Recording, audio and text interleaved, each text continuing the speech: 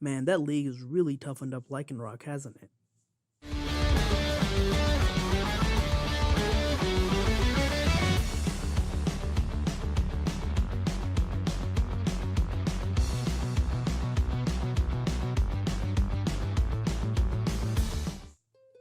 Yes, ladies and gentlemen, after an explosive previous episode, episode 145, the Sun and Moon anime titled The Sun, the Moon, and Everyone's Dream just dropped, and this is the post-Alola League episode.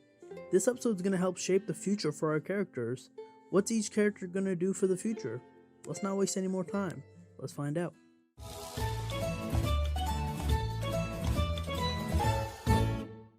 This episode was really a cool down from the League. I'll talk more about everything in more detail in the review portion, but for now, the episode begins with breakfast at Kukui's house before an Ultra Wormhole appears and Naganadel leaves after Ash says goodbye to it. Then later that day in the Pokemon School, we learn that there's about to be an extended break and everyone's making plans. Softglees will go to the Hoenn space station so he can pursue his dream of being an astronaut. Mallow plans to change her restaurant to make it so that both people and Pokemon can enjoy it. Lily plans to revive Magearna, and Lana plans on investigating Manaphy with her father. Ash doesn't know what he's gonna do yet. He ponders on it for a while, but he can't think about what to do. Then the next day, while everyone's enjoying the new food at Mallow's restaurant, both people and Pokemon, Kiawe lets Ash know that Olivia invited him to a Akala so that they can battle. Meanwhile, Lily's still working on trying to get Magearna to work. In Akala Island the next day, Ash and Kiawe have their battle. It's Charizard versus Lycanroc, and eventually, after both Pokemon use their Z move, Ash wins when Splintered Storm Shard breaks through Inferno Overdrive.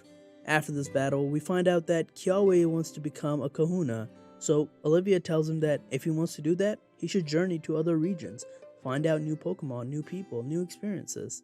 That evening back in Lily's place, Gladion shows up and Lily asks him to bring out Zoroark, who was in a drawing in an image with Magearna in the book to see if they can find out anything. After a bit of reminiscing, Zoroark starts showing a flashback in illusion form of baby Lily and her father. It shows the moment where Lily learned how to walk after using Magearna to help herself up. After being moved to tears by this, Magearna awakes and hands Lily a flower. Later that night, Ash is thinking about what Olivia said about journeying to other places to meet new Pokemon, and that's when he decides that he's going to go back to Pallet to start his new journey for the next series.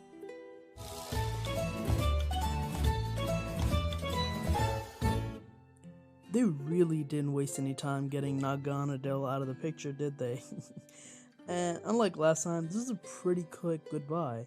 And believe it or not, I'm okay with that. We've already done the emotional send-off with the flashbacks of everything they did together last time they departed. It doesn't need to be the same thing every time. This time, it was a quick goodbye and a callback to the first time they met, where Pikachu was using Thunderbolt. And since this episode, it leaving isn't the main focus, it's okay that the goodbye was so small in scope. I also like them showing everyone's plan for the future. I've always liked those episodes regardless of the series, so that shouldn't really be a surprise here. For the most part, everyone's goal makes sense, and was led up to pretty well. We knew that Softglees wanted to be an astronaut, so it's not surprising he would go to the Hoenn space station. We knew that Mallow wanted to continue to improve her restaurant.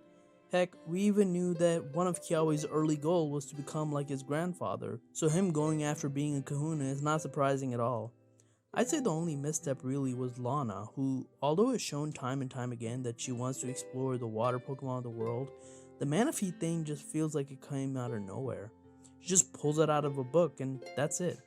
Even the episode just deals with it by just kind of a hand wave where she talks about it for a little bit, her friends react to it, they show a little clip of her in the house getting ready for it, and that's it. There's nothing much really done there.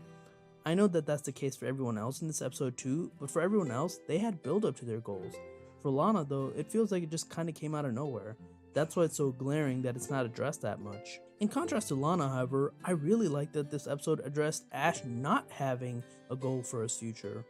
I've seen people on Twitter say, "Oh, Ash leaves every region after the league, why is he being so dramatic here?" And my response is, are we watching the same series?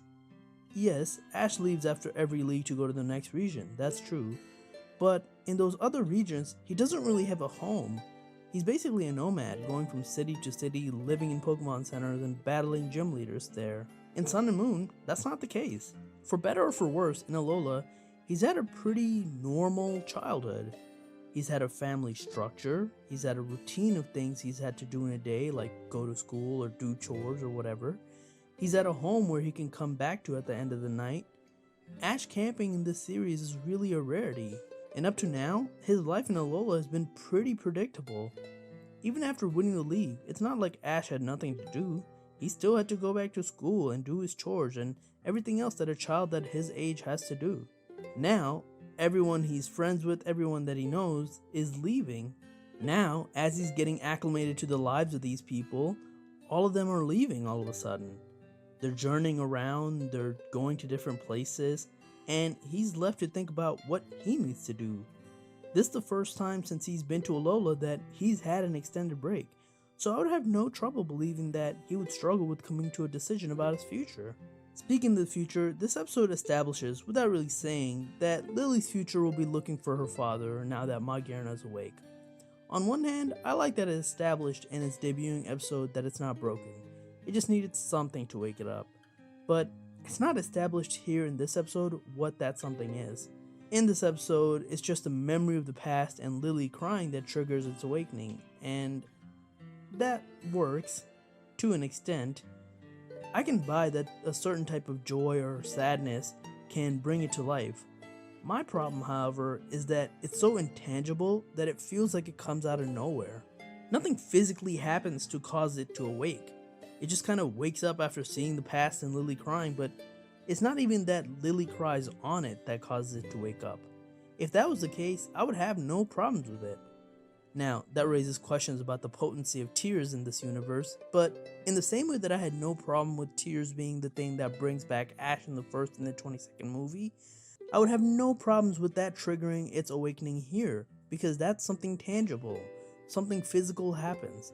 But in this case, it's so symbolic, I have a harder time accepting it. It just raises questions about how it feels, how it knows. Its eyes are closed, but can it see? Is it just sensing the room? If so, how? Does the soul heart just sense intangible things like joy and sorrow? See what I mean? My brain has a harder time making that connection because there's nothing there to connect the dots. I understand that not everything has to be physical, things can be symbolic, but when you justify it as a reason that a character goes on a journey, it needs to be more satisfying than it just awoke just because. Anyways, even though that sounded a bit long, I don't mind it happening, I just wish there was a better justification for it. Everyone else's justification, even Lana's to an extent, is a lot more justified. It leads well to the future and the next episode. But before I talk about the next episode, I'll say that I enjoyed this episode a lot actually.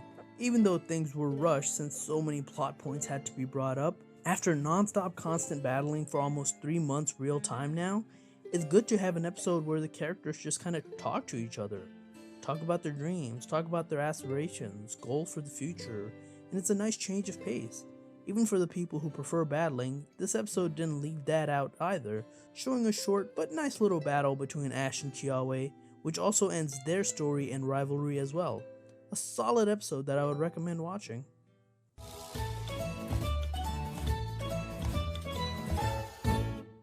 The next episode is the final episode of Alola, the Sun and Moon series. It's crazy to think that it's been 3 years since the Sun and Moon anime started. It's the show that got me back into watching Pokemon, so I'll forever be grateful to it. It looks like Ash, Lily and her family, and Team Rocket will all be leaving Alola next episode. I hope we get to see a new Galar Pokemon too. It's not shown in the preview, maybe it'll be in the episode. If not, that's fine too. But anyways, that's it for my Pokemon Sun and Moon episode 145 review. Thank you so much for watching. If you like this video, like, share, subscribe. Let me know in the comments what you think of this episode. You can also follow me on Twitter at @PdGaming, and that's it. I'll talk to you guys later. Peace.